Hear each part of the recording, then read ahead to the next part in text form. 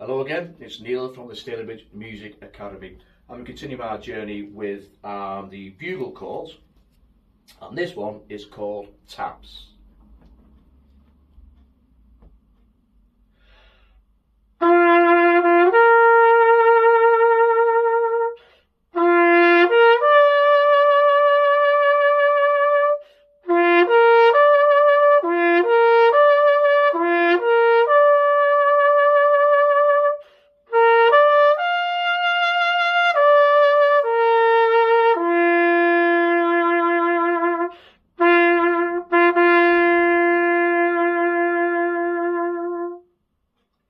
Okay, if you'd like to learn taps, just look over the information below.